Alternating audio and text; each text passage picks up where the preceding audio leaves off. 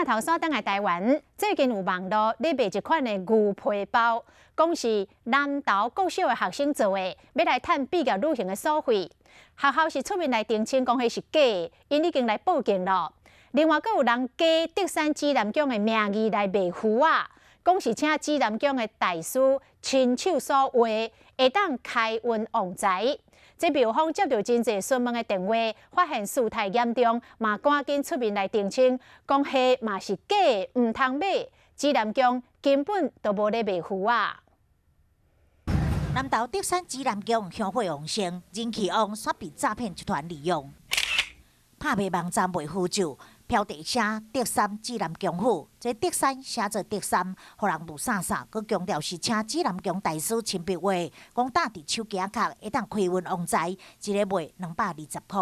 有需要会去庙里询问。不会，现在诈骗好多哦。不少人看到广告，问庙方敢是有卖符咒，庙方澄清迄是假。确实，我们指南宫不卖东西的，我无咧卖这符啊，这应该讲下就是诈骗集团。